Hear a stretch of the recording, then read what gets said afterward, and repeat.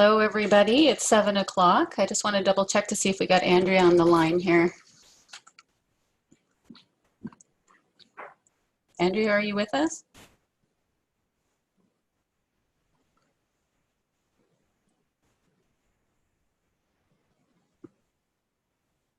Okay, Andrea might be a little delayed. Well, thank everyone for coming tonight and logging in with us. We'll get started. I just have some housekeeping things to do and some introductions, so we'll get started. Just a second here. Oh, just a moment here. Andrea's having some technical difficulties. Okay, hang on just a sec there, Andrea. I'm going to unmute you.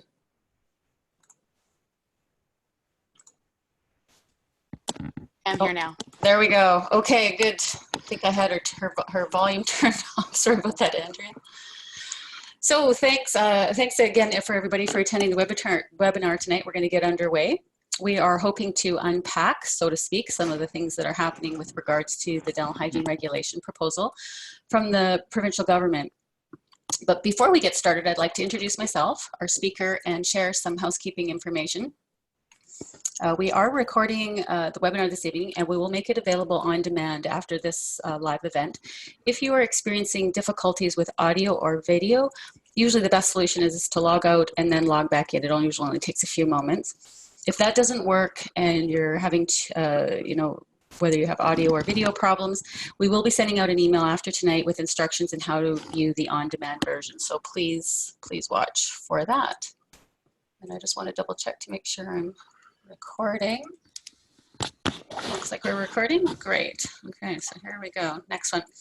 So my name is Wendy Jobs, and I'm the moderator for this webinar, and I'm also the BCDHA manager of dental hygiene practice. And with me is your presenter, Andrea Burton, who is the executive director for BCDHA. You should be directed to a survey at the conclusion of the webinar, so please take a few minutes to complete this for us. It should only take a few minutes. There's only several questions, and your feedback really helps us make decisions and provide quality events for you going forward. So we really appreciate your feedback, and please take some time to do that. We really appreciate it. Just a little bit about myself. I've been with BCDHA for over 5 years now, or not quite 5 years, just coming up to 5 years in the spring. I love my job. I was an educator in a dental hygiene program for 20 years. I currently work for the association, as well as I also work in residential care. I have 2 dogs and 3 grown children. And thanks everyone for attending. So tonight we're going to divide the webinar into 2 parts, a very typical 45-minute presentation from Andrea, and then we'll have 10 or 15 minutes for Q&A. We have a couple polls as well, and we'll try and stop for some questions. Sorry, I can't pay attention to the Q&A quite this second, but once Andrea starts, I'll be able to pay attention and give you some information and answer some of those questions. So this is the Zoom platform that we're using this evening. This is new to us, so sorry if we have some technical difficulties and it takes us a few minutes to bump around. It's kind of like being a dental hygienist in a new operatory for the first time. You can't quite figure out where the toothbrushes and the Cavitron tips are stored. So this is what the platform should kind of look like. Sorry, I'm gonna find my pointer here. Give me one moment to find my pointer. There we go. So at the bottom, when you move your cursor around, if you're using a computer with a mouse, if you're using a touch device or a tablet or something, you might have to tap the screen, but you should get a menu bar either like this, or it might appear at the top, just depends on your particular device that you're using. And if you, let's see, I'm trying to advance the slide here. If you go down to the audio settings, you can test your audio here to see what's happening. Now keep in mind, no one has a microphone except myself and Andrea, so we won't be able to hear you. Everybody's muted, but you should be able to test the speaker. Next slide. This probably isn't appearing. I've decided to take that off for this evening. Lower your hand and raise questions because you're not going to be able to speak anyway. But there is this feature here where there's the Q&A. You can ask a question here. There's also the chat function. So if you just type into your question here, I will get to those in a few minutes. Because of the number of people that are logged on right now, I'm seeing, I can't quite see, there's almost 300 people logged on, so I might have to collapse some questions into one to try and move us through, make sure that we're not here till midnight. So thanks everybody. I'm going to flip to, now before we move too far and get introducing Andrea here, I just want to, we're going to try a poll. So I'm going to launch a poll. So we're just going to practice here. So everybody can answer that question. If you have a touch screen, go ahead, just touch. Oh, and I see the answers are coming in fast and furious. Everybody doesn't have to think about this too much. I'll leave it open for a few more seconds. Looks like we have a winner. Is it coming out strong? Okay, I'm going to end it here. Looks like everybody's done. And there, everybody should be able to see. Obviously, coffee's the winner, tea's a second. Some prefer both. So that's our polling option. So we'll be using that a couple times in this evening. That seemed pretty good. Everybody seemed to manage that. So without further ado, I'll get to the meat and potatoes part here. This is Andrea. She's the BCDHA Executive Director. She has a wealth of healthcare experience in government relations, organizational management, strategic planning, and communications. Andrea has been at the helm of BCDHA since May, and we call her new-ish. She's not so new, but new-ish, and continues to apply her skills to developing the programs and services most needed to advance the profession forward. So we're very excited to have Andrea at the helm. She welcomes all suggestions and ideas for the future of our profession. Andrea will be speaking with us about the regulation changes that government posted at the end of August and what will happen or needs to happen next. So before we get to Andrea with her presentation, let's do another poll. So give me one sec here, gang. I'm not the fastest at this yet. Oh, there we go. Sorry, I think I had that poll up there, the first one. So let's, oh, sorry, I'm having difficulty finding my next, there we go. Launch poll. Okay, so this question, which best describes your current level of knowledge about the dental hygiene regulation amendments that the provincial government posted on August 30th of this year? I'm going to leave that open for about 10 or 15 seconds and let everybody think about that. Now, keep in mind, these are all anonymous. I'm not going to track you down. So if you say I'm very unaware, we're not going to come hunt you down or anything. So these are completely anonymous. Looks like we're having 200, getting close to being finished. Okay, I'm going to end the poll in 5, 4, 3, 2, 1. Okay, and here's the results for that. So here we are. We see that the vast majority of you, 71%, say I am somewhat aware. Some are very unaware, and some are a little bit or very aware. So that's good to see, and hopefully this webinar will help with that. So I'm going to get rid of our polling results. And without further ado, I'm going to pass the reins over to Andrea. Now I just have to stop sharing my screen so that she can take it over and share hers. Hi, Andrea, have you got the, there we go.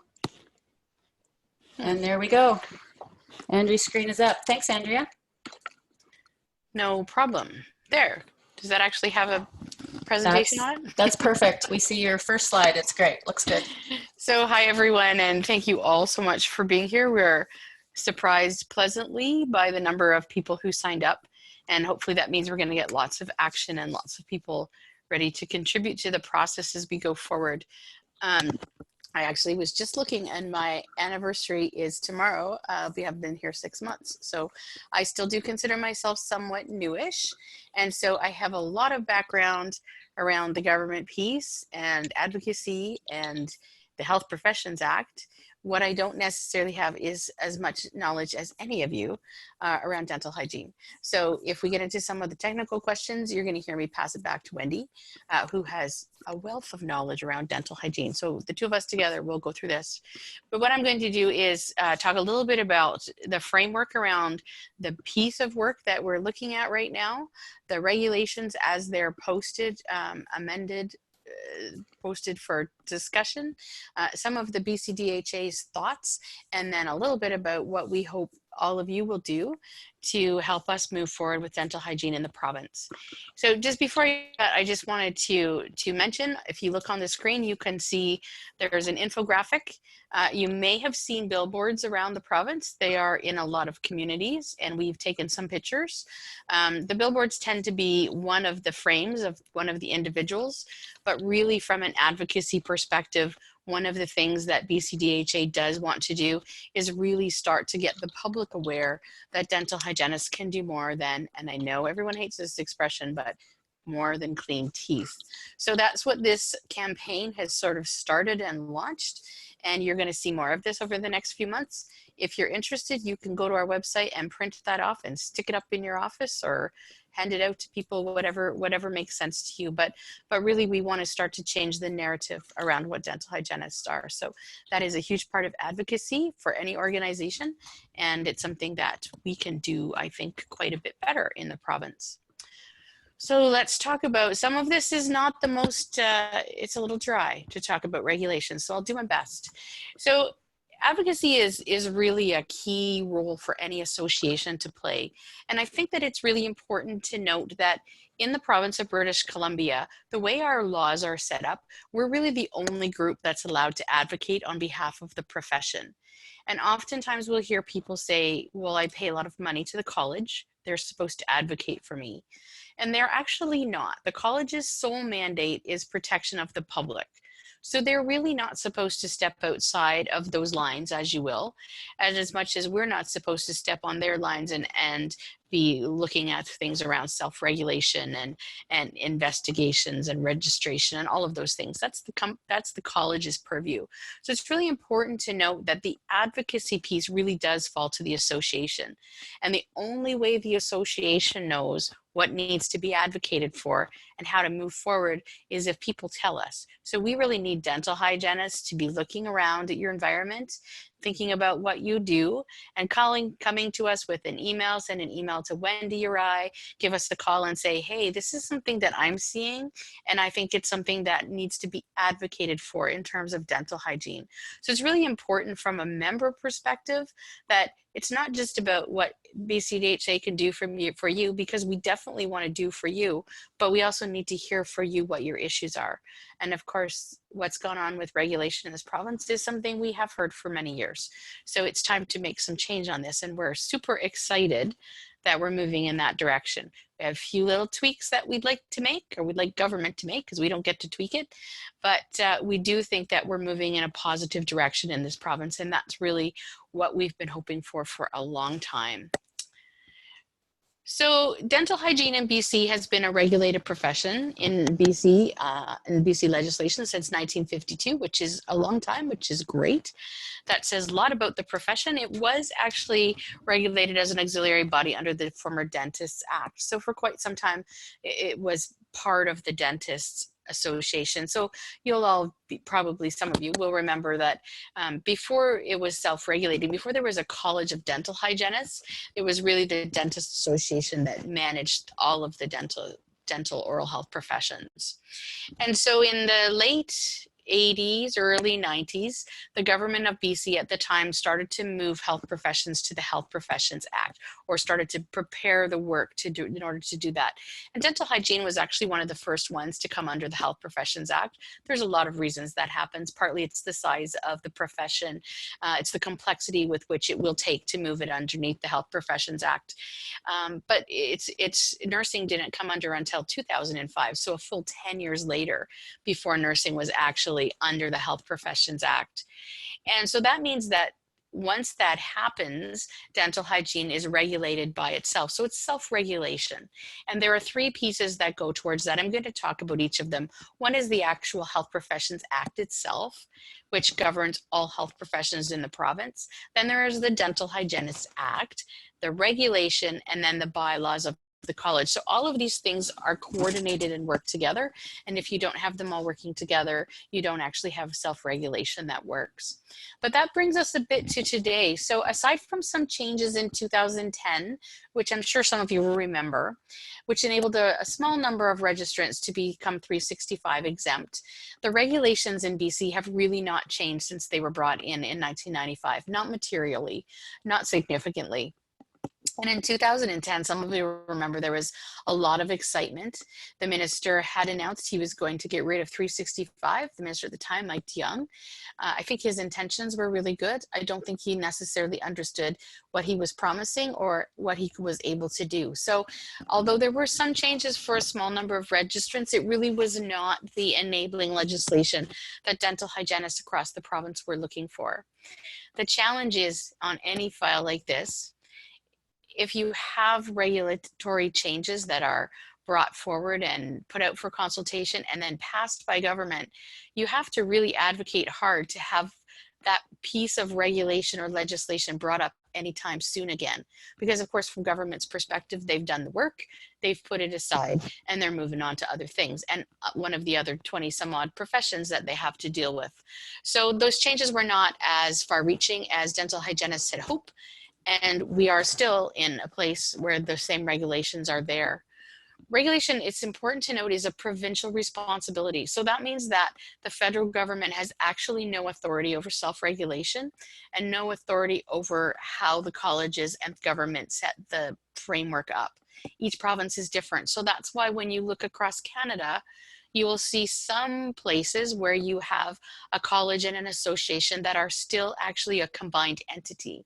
So they're working together. It's very complicated to have that kind of model.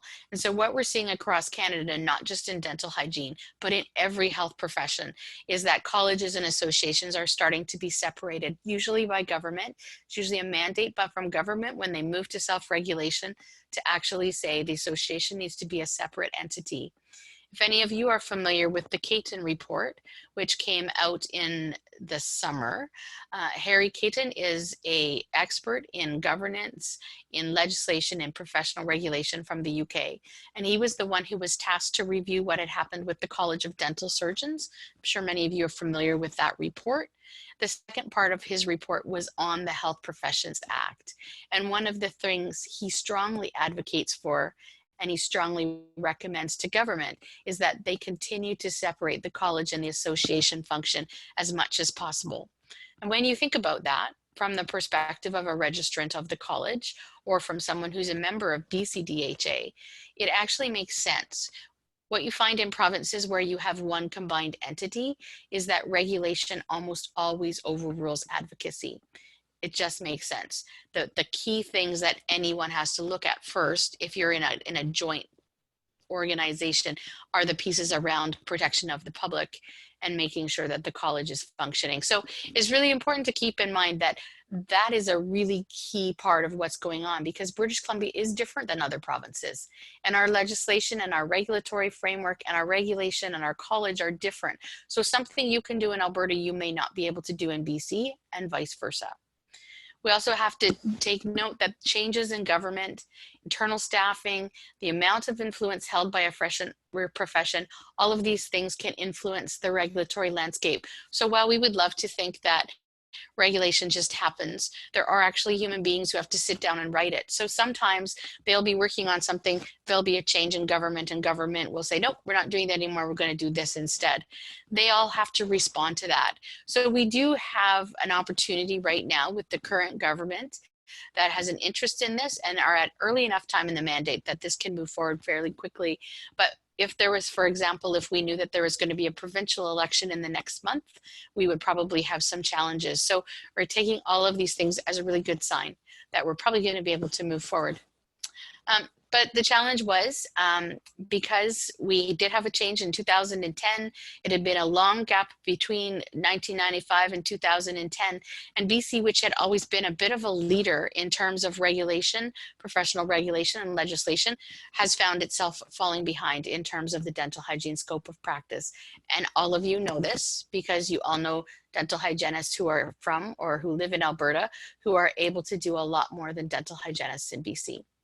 And so it's time for change. And we know that it's time for change, and it's something that we have recognized. And I think if you were to talk to the BCDHA board, they would probably say to you that part of the reason that they asked me to come on this job is because they really did need to have that government piece addressed. As I said, if you're not on top of it all the time, you're probably going to be left behind. And that's the situation situation BC was in. So quite a bit behind in terms of where the regulations should be in this province. So just to give you a really quick overview, the Health Professions Act is the umbrella legislation, and it is a common regulatory framework for all of the self-regulated health professions in BC. So if there's a college, they are part of the Health Professions Act. So the doctors, the nurses, the chiros, the speech language pathologists, the physios, the OTs, the nurses, all of these groups are all part of the Health Professions Act. They all have a college. And in fact, as you know, there's 4 oral health colleges in the province. So there's quite a bit of representation from oral health, which is one of the things that Harry Caton actually did say he thought might be a little bit overkill. And we can talk about that in a future advocacy webinar if you're interested in that, because BCDHA did actually submit a response to the Caton report that was very well received by government, just talking about what we think the future should look like for health professions in the province. But for the moment, we are all under the Health Professions Act, and that is the top level of legislation that exists to govern what happens in health professions. Underneath that, you have regulations for each of the health professions. So they're created by the government for each one that's governed under the HPA. So you may have been on the college website in recent months and seen some of their recommendations for some of the things that they would like to see in the regulations. That's awesome. That was very important for government putting this together, and they would have worked with the college on some of this. But at the end of the day, the regulations really are written by government. And although we can all comment on what we like and don't like in them, they have the final say in what's put into them. So each of the regulations outlines the reserved titles that only the registrants of that particular college can use and scope of practice. So for example, nobody else is allowed to call themselves a registered dental hygienist unless you're a registered dental hygienist. I don't think there are a lot of people in the province who aren't dental hygienists who are running around calling themselves that. It's really key for some professions though. For example, you can imagine massage therapy. You can only call yourself a registered massage therapist if you're actually a registrant of the college and you have the appropriate education, skills, and training. The challenge is there are a lot of people who believe that they're massage therapists because they learned from their friend Bob and did it on the beach for one summer. So that's one college that you really see the use of that reserved title being important. But it is, however, key that we recognize that only dental hygienists who have graduated from a recognized program and have a license to practice are allowed to use the title registered dental hygienist. The scope of practice is set out in a set of restricted activities. These are a little controversial, to be honest with you.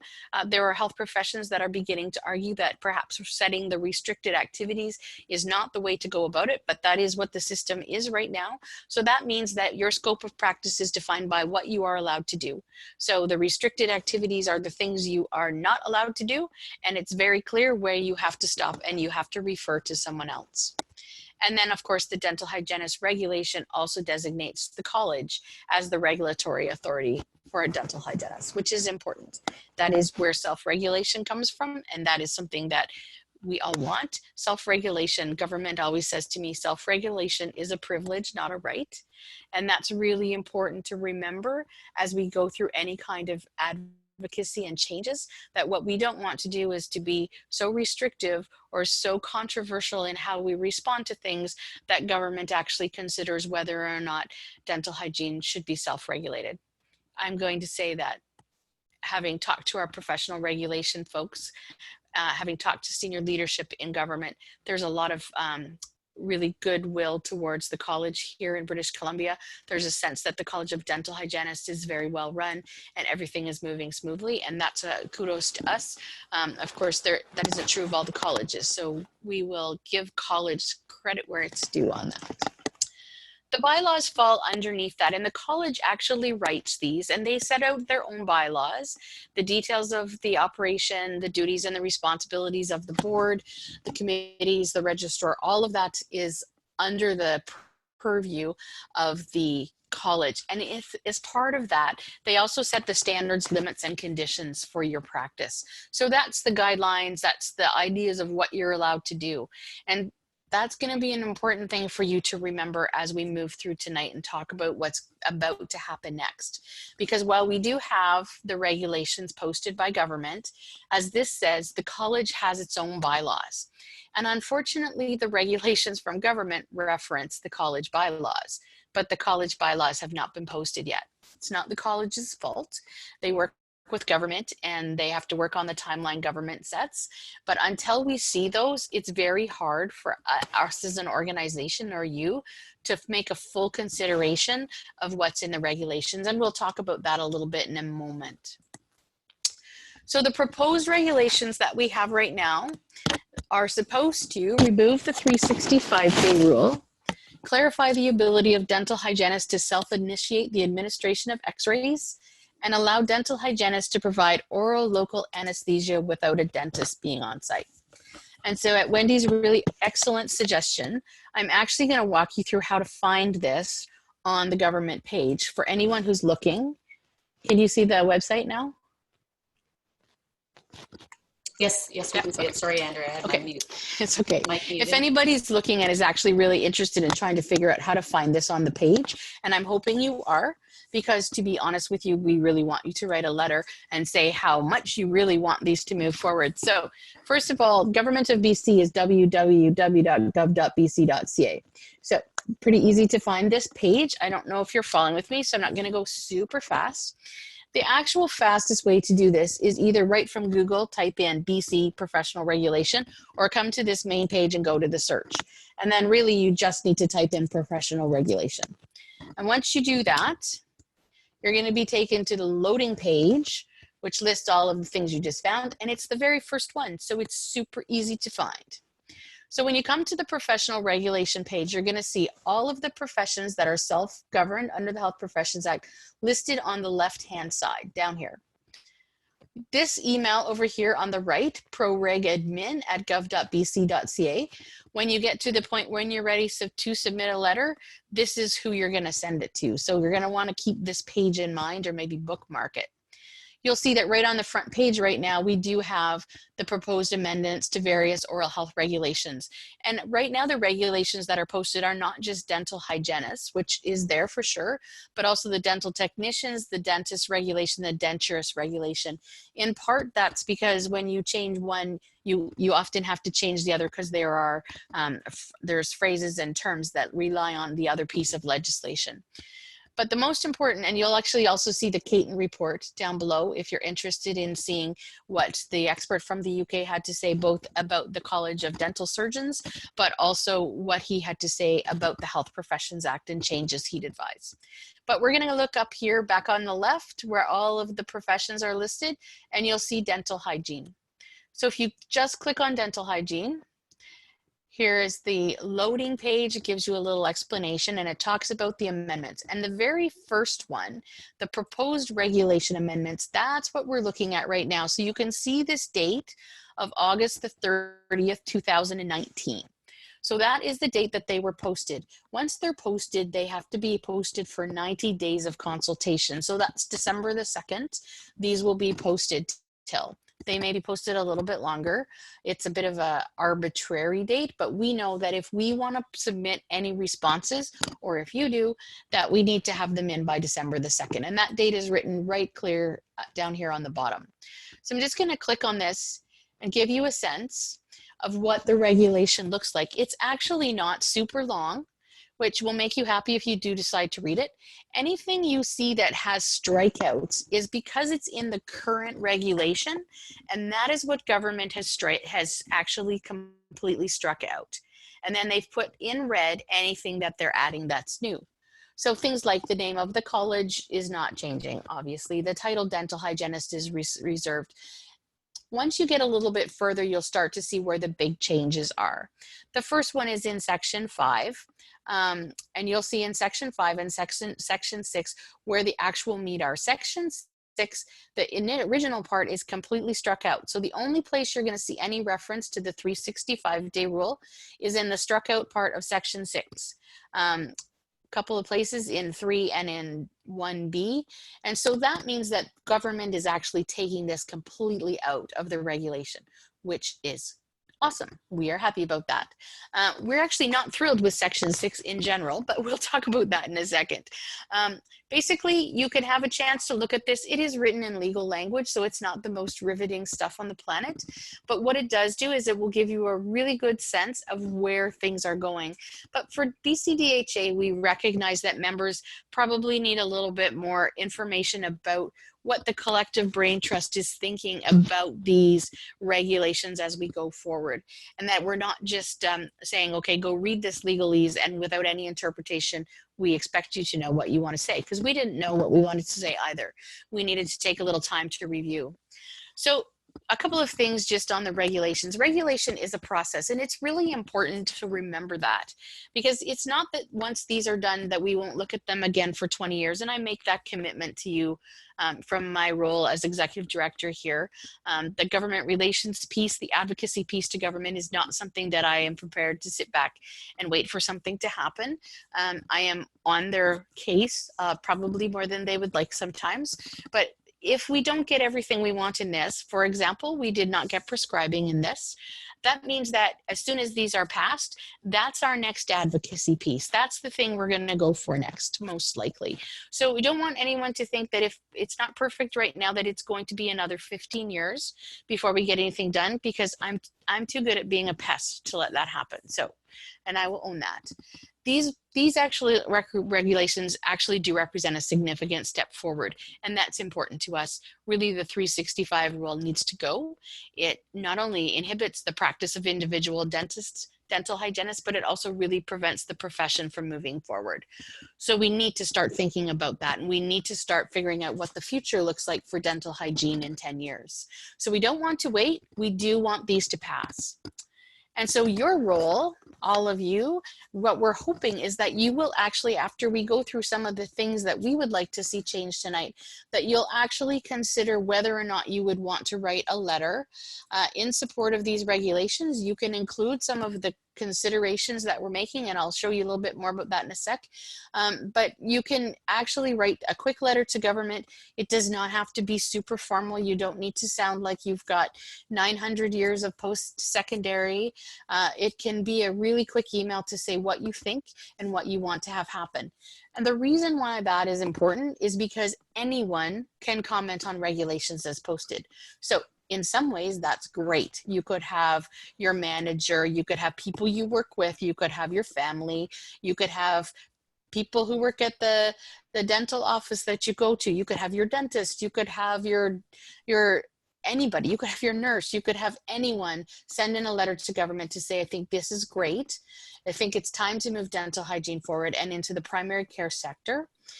It's awesome. But it also means that if people don't like them, they can also write that. So what we don't want to have happen is to have a large group of people who maybe kind of like the 365 rule.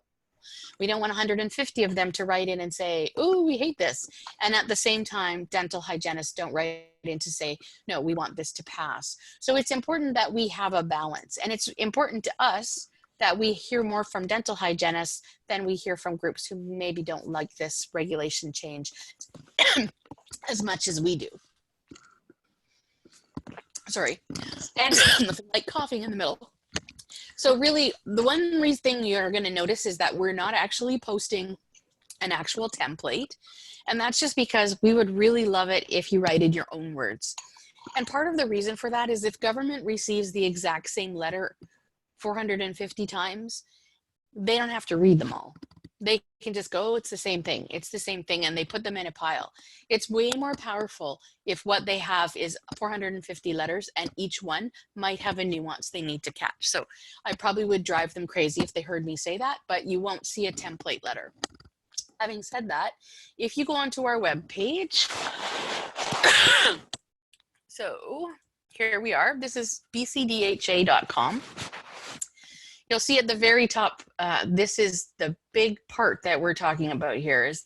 This is the press release when government actually posted the regulation. So you're welcome to read that. But the part that we really want you to focus on is the click here to learn how you can support the changes. So right off the front page. And what you'll see is a note from our board chair, Tammy Gulievich. Sorry.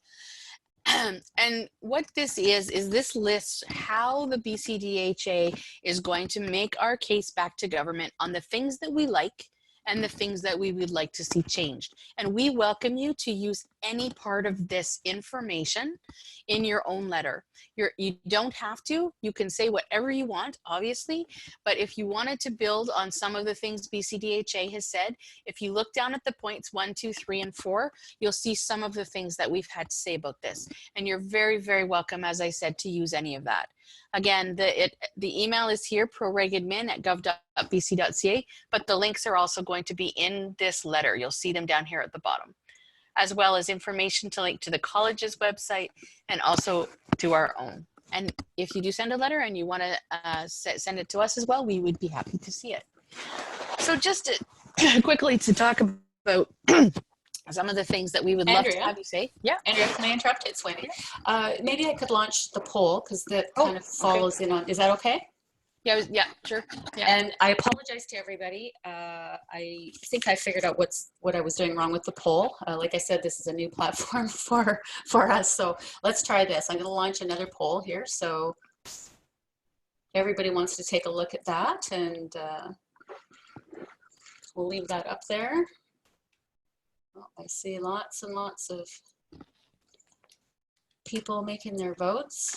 And so far, I've 328 members are logged on right now. So we had over 500 registrations. So having over 300 show up is very good industry standard. That's great.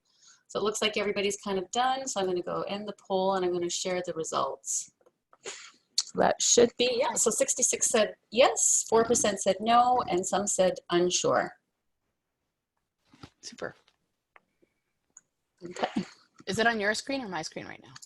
It's gone. I took it down already. Okay. So just to talk a little bit about where we can see some potential content that you may want to include. One of course, to say you're ready to express your support for the proposed amendments. You can express how it will impact your practice positively, why you think it will help advance dental hygiene. Again, this is the area where really for us, we really want personalized stories. We want government to really understand the impact of this and the fact that it's just time for dental hygiene to be able to move forward. So anything you say in this, there's nothing you can say that will be wrong. So that's really important. Now, one of the things that we are going to be including, and we would suggest if you look at the regulation closely, you're going to see a couple of places where it talks about the standards, limits, and conditions and the new college bylaws. As I said before, the challenge that we have is that we haven't seen those yet. So it's really hard to say that we're going to look at the regulation and say, yes, absolutely, move ahead with this, when we don't actually know what the college's interpretation is going to be of the regulations. And really, the standards, limits, and conditions are that interpretation. So it's a little bit of a frustrating situation. We trust the work that our college is doing. We've had good conversation with them, but we still hope that they are going to post those prior to the December 2nd deadline so that we can really look at them. Now, I will say the college has them and they will be posted for a period of time for consultation too. There's opportunity for discussion if any dental hygienist doesn't like what we see the college put out. If the BCDHA doesn't like something that's in there, we will have the opportunity to discuss that with the college.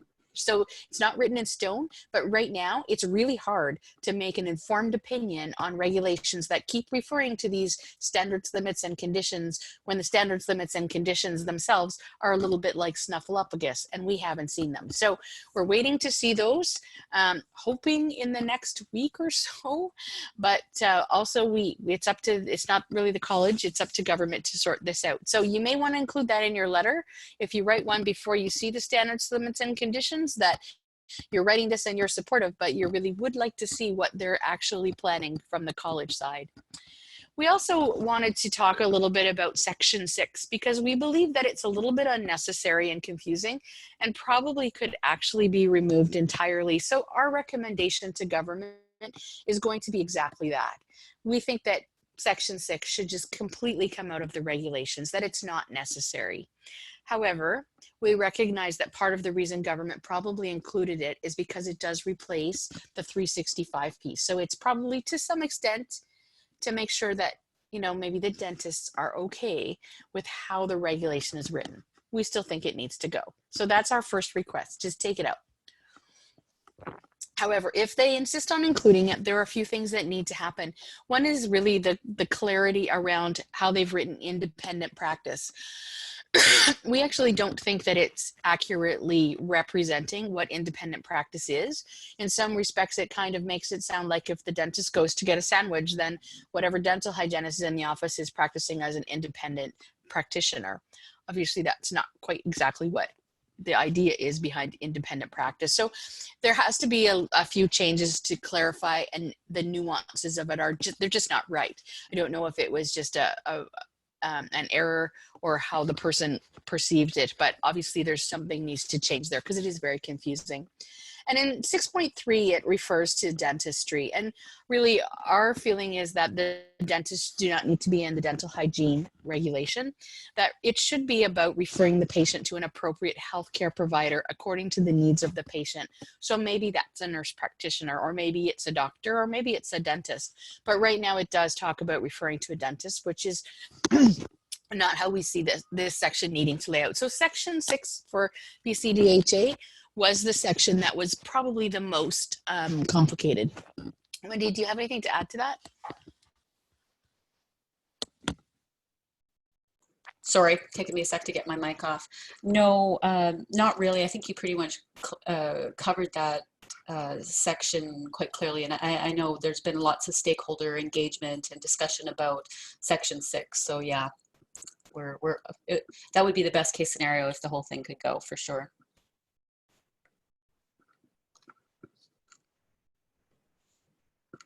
I'm thinking Andrea may be clearing her throat or getting a drink of water.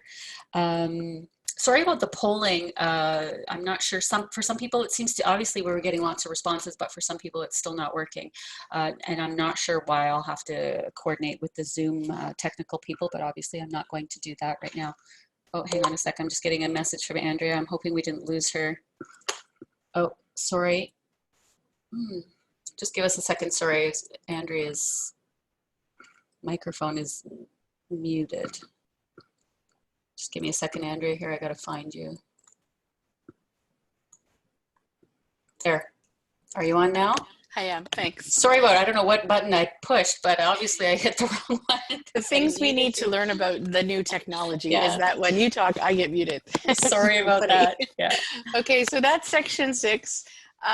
Really, that's all of that we really have to say about the things we would ask for.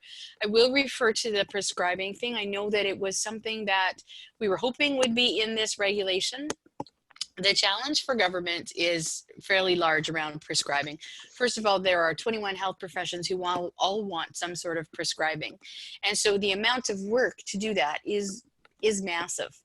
I came to BCDHA from the Nursing Association, and nurses were actually, through their regulations, a similar process to this, were given the right to prescribe in 2015 by government.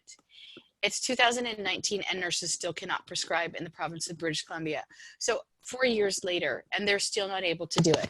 And the reason for that is because despite the fact that their regulation changed and says they can, of course, they need the standards, limits, and conditions. And for the college, the BC College of Nursing Professionals, that has been extremely complicated. You have to deal with Health Canada, you have to deal with the schedule, the drug schedules of the province and the federals. There's 2 different ones. You have to deal with all of the pharmaceuticals, you have to deal with all of the education system. So for government, as we talked through this, their point was, listen, if we put prescribing in here, it could be 5 or 6 years before you see any movement on the rest of it, because you can't piecemeal parts of the regulation. So that's why prescribing is not in this. We recognize that it needs to be. We recognize that that needs to be one of our next advocacy pieces. But for the moment, we would rather see this move forward than get too worried about something that could delay us by that much time. So the prescribing piece is not in here.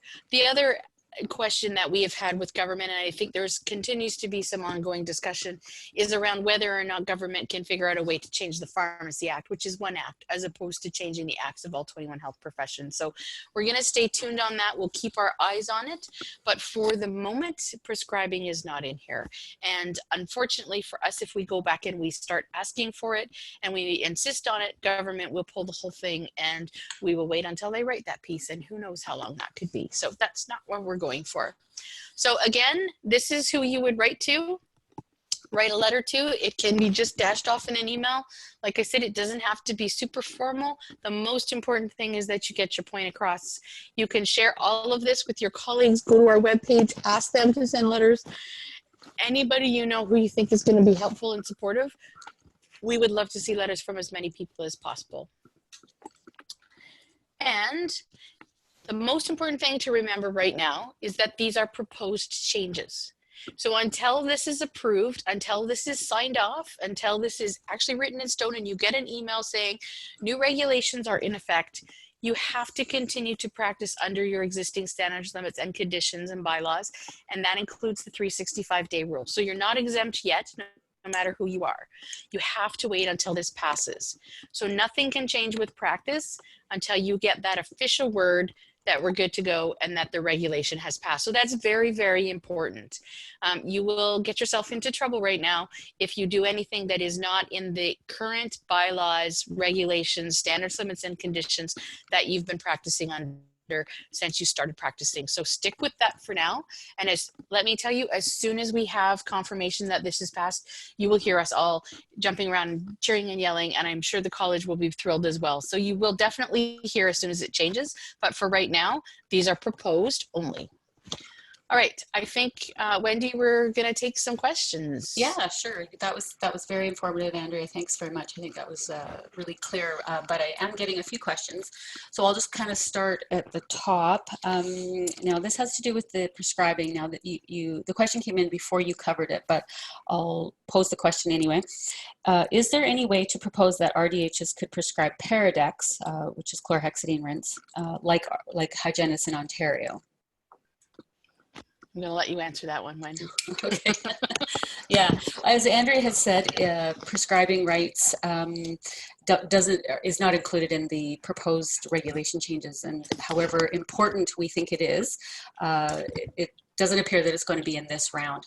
The thing to remember, though, is that a hygienist could certainly get a prescription for Paradex or chlorhexidine or what other Schedule I drug that you were wanting to administer through a prescriber. So you could certainly, if let's say a hygienist was practicing in a care facility, you could ask the nursing staff to send in a prescription to the physician. You could get your Paradex prescription that way. So a dentist could prescribe a particular Paradex or chlorhexidine rinse, et cetera, et cetera. So it's not as if we will be completely hamstrung, let's say, tied with our arms tied behind our back. There will be ways, I think that it might not be comfortable, but hopefully we'll be able to find workarounds so that at least we can get the best care for our patients in those particular instances.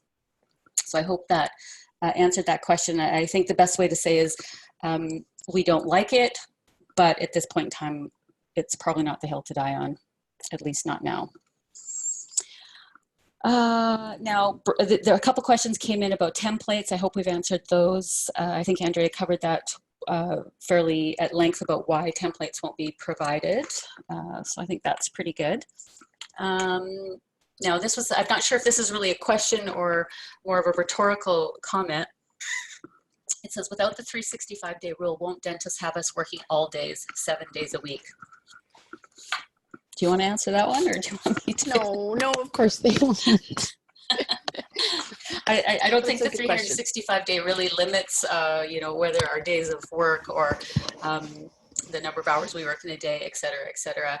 And in some practices, I know that even dentists find the 365-day rule to be very limiting because, they have to stop or this patient isn't necessarily due for a recall, and yet the hygienist can't proceed with dental hygiene care until the dentist comes and provides that exam. And that can be very inconvenient. And if the patient isn't really scheduled for an exam, it's as if 365 days was pulled out of a hat, and it could have been 362 days or 374 days versus 365. In fact, it was not an evidence-based number. Yeah.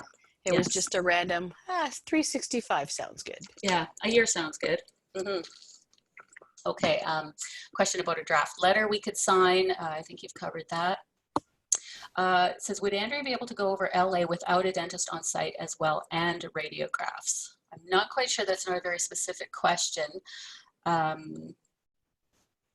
So there's another one actually right after Wendy that talks about someone who's heard from a fellow dental hygienist that we'll only be able to use LA without epinephrine when a dentist is not present.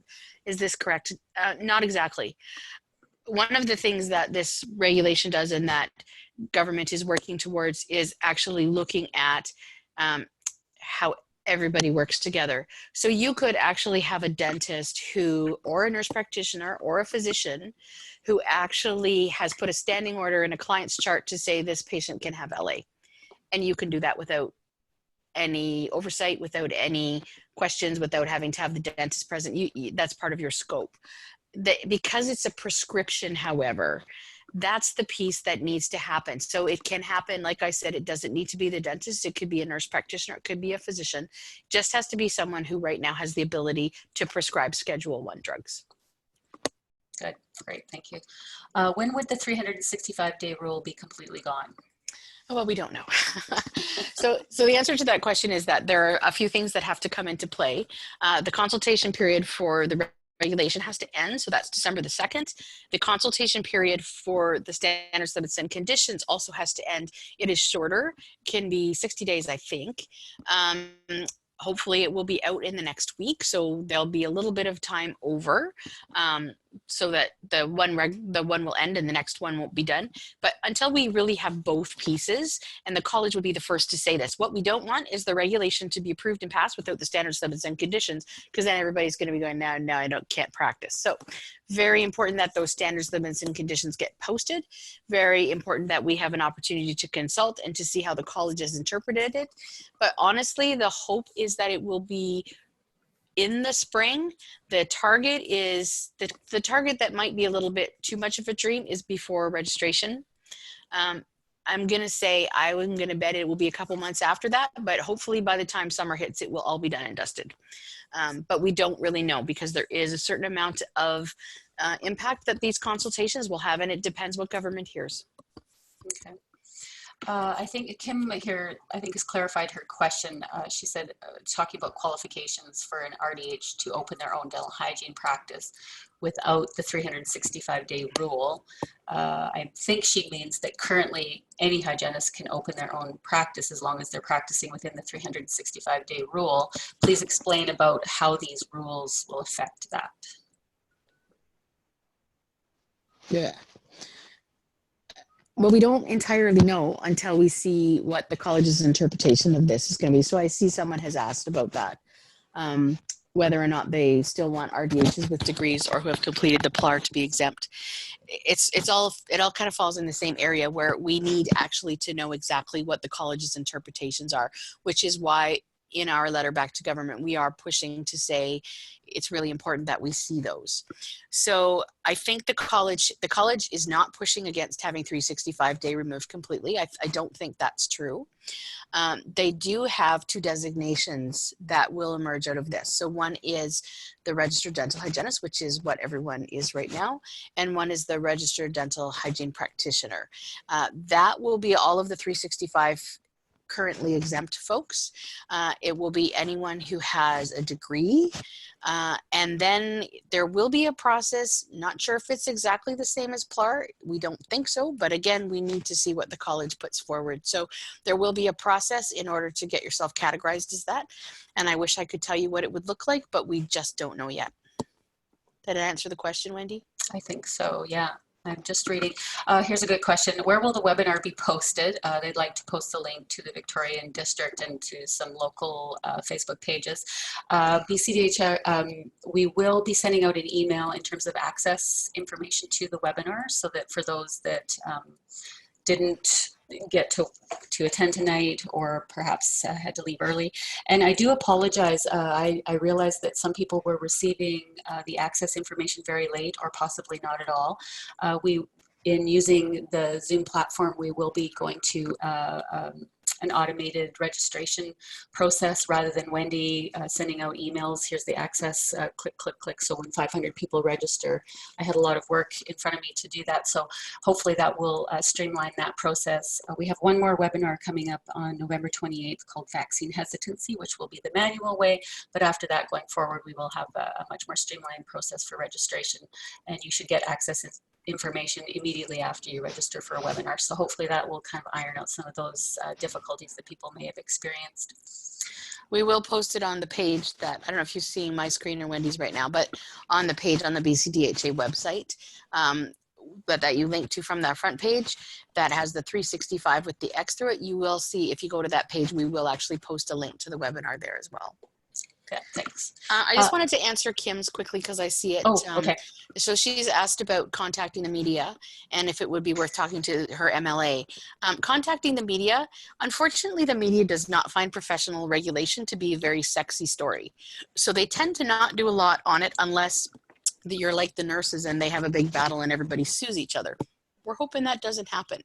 I think that we would contact the media if this process doesn't go the way it needs to.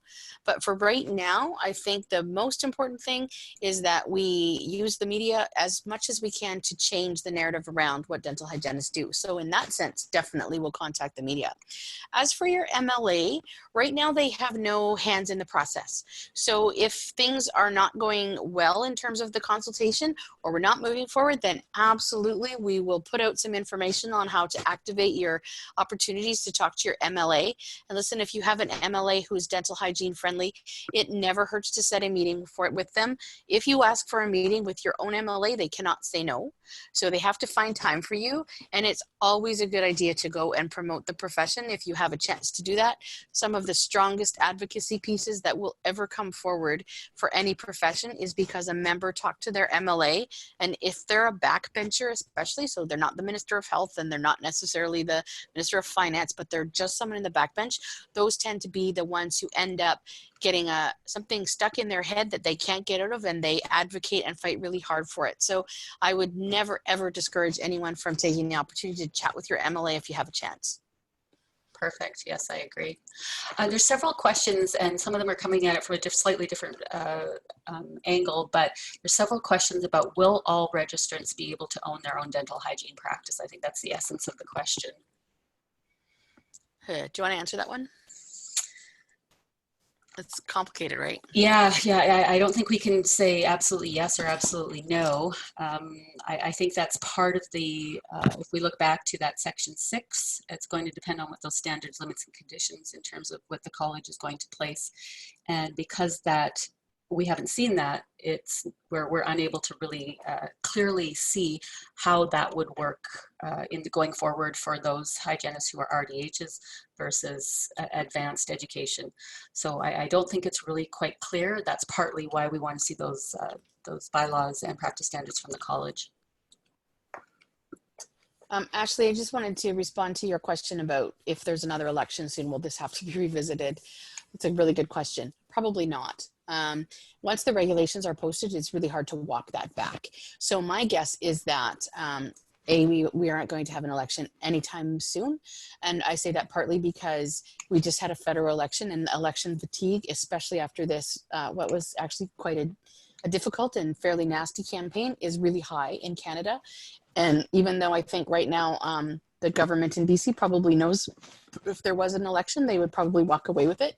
Now is probably not the time. So I suspect we will have these through before it's an issue.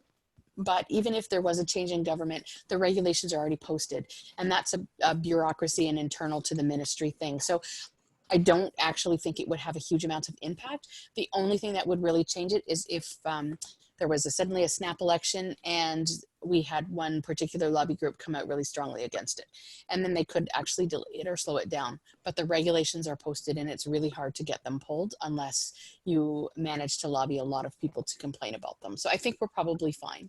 And I don't actually think there'll be an election anytime in the immediate future. Right. This is a comment from Denise, and it's not really a question. And the answer, it's true. It says any hygienist can currently own their own practice right now. And yes, as the regulation stands, any hygienist can own their own practice as long as they're following the standards, limits, and conditions placed on practice. If they are not 365 exempt, then they would have to ensure that their clients have had a dental exam in the last 365 days. If they are 365 exempt, then they can still own their practice. They just don't have to adhere to that particular limitation on practice. So yes, Denise, we do agree with you. And things are a little bit unclear what it will mean going forward in terms of practice ownership. So those are some of the questions that we have that BCDHA would like to get the answers to. And it's going to take a bit of time to get clarity on those types of issues. How are we doing for time? We're getting close to lots and lots of questions here. I'm trying to kind of sift through them to see if we've kind of answered. I'm sorry, MLA is member of the Legislative Assembly. Okay. Thanks for, sometimes I don't think about that. So it's your person that you elect to vote provincially, to go to government provincially. I thought I saw a question here. There was something about radiographs and carries. I thought I would get that one, but I missed And it Carol, somewhere. yes, I think BCDHA for sure will be asking government in our letter to post the CDHBC's standards, limits, and conditions. We will certainly make it clear that without seeing those, it's really hard for us to provide a fulsome response to the regulation because we don't know how they're going to interpret it. So yes, in your letter, if you could make mention of the fact that it really is important that those are posted well before December 2nd, so we all have a chance to look at what those are, that would be excellent. I think this is a question about, Elaine asks, will removing the 365-day rule for all registered dental hygienists allow dental hygienists with a Bachelor of Dental Science, essentially a dental hygiene degree, and currently 365-day exempt have the same abilities to their scope of practice? I think, yes, the answer in essence, for those that are currently 365 exempt, there really won't be much impact in terms of your day-to-day practice. You will maintain the same type of scope of practice.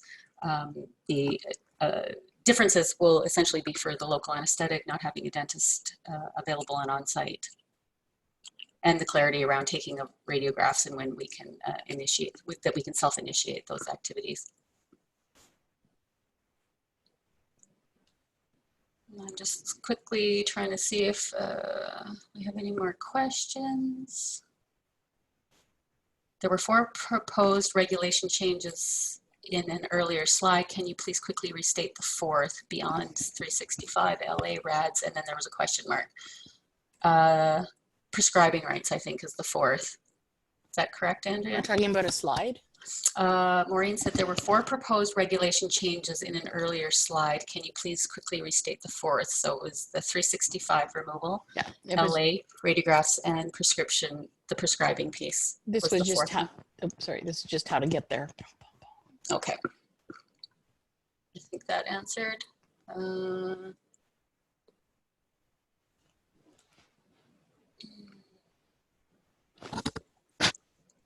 Oh, here it is. Okay. The Carrie's question. Thanks, Mina, for restating it because I think I lost it earlier. My list is long here. The Carrie's related question was, once the rule passes, can RDHs prescribe radiographs for caries diagnosis or a dental hygiene diagnosis? RDHs cannot diagnose caries, so should it be for a dental hygiene diagnosis? Absolutely. If you require radiographs for a dental hygiene diagnosis, that would be permissible.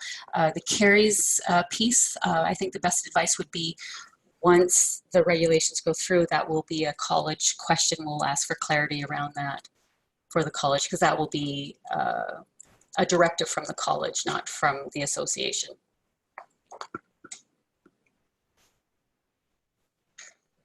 Well, I'm getting, oh, hang on, I think I saw one more. Do we have to take a course like in Alberta before prescribing?